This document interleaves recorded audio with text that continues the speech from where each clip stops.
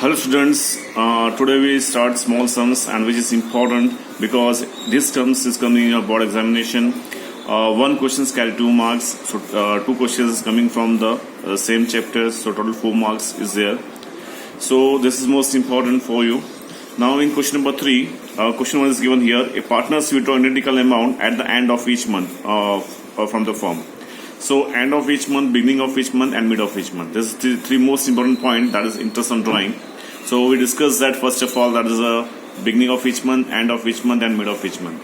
So we start now question number 3. From question number 3, short questions, question number 1 now. So first of all, we discuss the interest on drawing of beginning of each month, end of each month and mid of each month. So we start here at the end of each month. Suppose partner A withdraw rupees 1000 on 31st Jan. So he has to pay interest for 11 months, not for 12 months, because he withdraw rupees 1000 on 31st Jan. So in Jan he is not using this 1000, so he has to pay interest on only for 11 months, not for 12 months. Okay. Suppose then he withdraw at the end of February, that is 28 Feb, he withdraw rupees 1000, so he has to pay interest for 10 months. Like that way, after that he withdraw 1000 at the end of March. Okay, he paid the interest of 9 months. So 11, 10, 9, 8, 7, like that way. So total of this, that is a 66.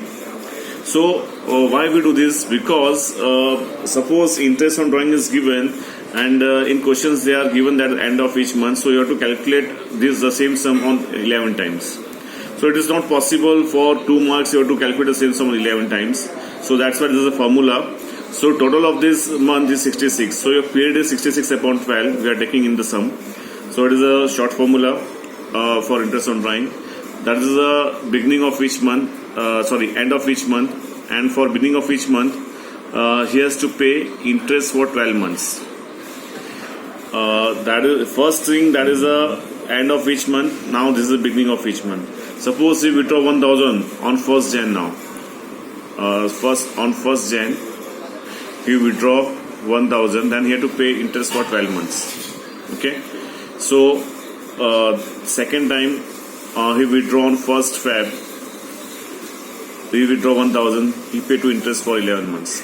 So like that way, total of this that is a 78. So here n is equal to 78 upon 12. Then third one is mid of each month. Mid of each month, that means total of this divided by 2, that is a 72. That is the mid of each month.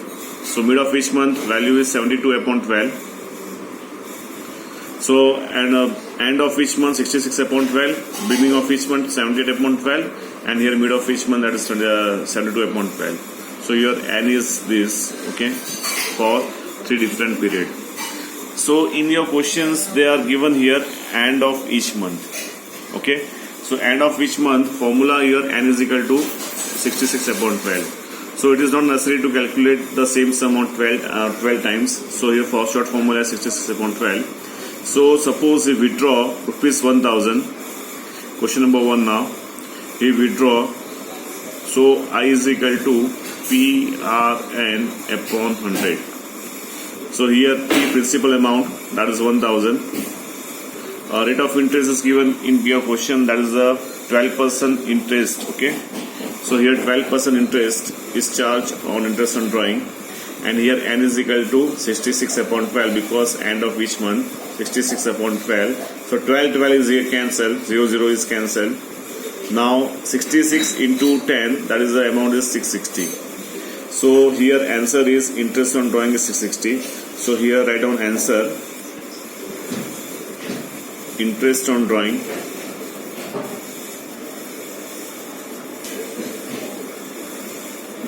is rupees 660. Okay, so your first question is now finished. Now we go for the second question. Second question is given small question. Amrutas and Riyas are partners of firm. their capital ratio is 3:2. So capital ratio is given here, not a profit and loss ratio. So be careful in this case. When the capital ratio is given, we are not concerned with the capital ratio. We are always concerned with the profit and loss ratio. So be careful when the capital ratio is given. We are not concerned with that. We are always concerned with profit and loss ratio. So here Amrita is to be paid 8% commission on net profit after deduction of such commission. So here after deduction of such commission is given here. So it means that her commission is already included in the profit. So in this case you have to multiply by 8 divided by 108. 100 plus 8, that is okay. So this commission is already included in this amount. So second time we are not calculating the same amount. So that's why into 8 divided by 108. What amount will be received by Amrita if profit of the year is 96,870? So what amount is received by Amrita? You have to find this amount of Amrita. So in this case you have to find, in this case the two amounts are received by the Amrita. First one, that is commission, and second one is divisible profit. So this two amount is received by the Amrita, and this two amount is find out in the same question. So here capital ratio is given. Profit and loss ratio is not given according to partnership law. When ratio of partners not given, so we are taking here equal proportion. So two partners equal proportion is 1:1. When three partners equal proportion 1:1:1. Okay, same thing you have to apply in all the sums when profit and loss ratio is not given. So in this case, first of all we calculate the commission of Amrita. Because in this case you have to find the total amount of Amrita. So total amount received by the Amrita is equals to commission plus divisible profit. So now we solve this question number 2 now here. So first of all find the commission of Amrita. Total profit of the firm is given. Total profit amount is given, that is 96,876. This is the total profit. Now here first of all find the commission of Amrita. So Amrita's commission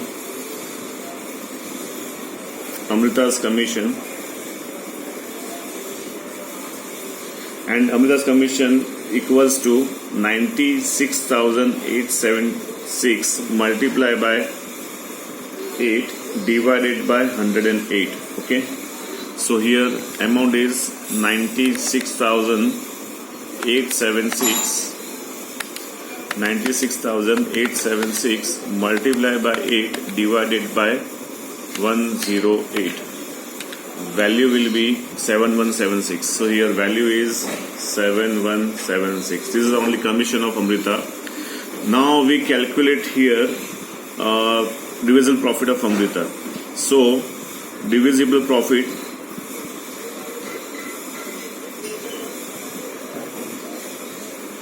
is equal to, that is a 96,876 total amount minus commission of 7176. So remaining amount is minus 96,876. Value will be 89,700. Now that is the divisible profit of these two partners. Now find out the Amrita's profit.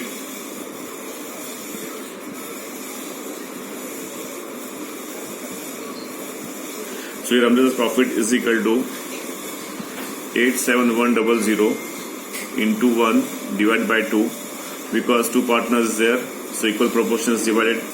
So divided by 2, value is 44,850 is the divisible profit of Amrita. Now total amount received by Amrita, total amount received by Amrita, that is a commission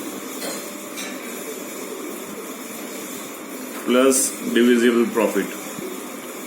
So commission amount is here given, that is a 7176 plus divisible profit 44,850.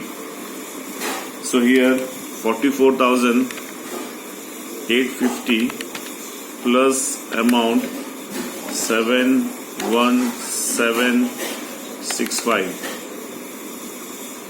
Value will be here. Sorry. That is 7176 only. 7176 plus amount 44850. Value is 52026. Is the total amount received by the Amrita. So this is question number 2 now. In next video we are doing question number 3. Thanks a lot.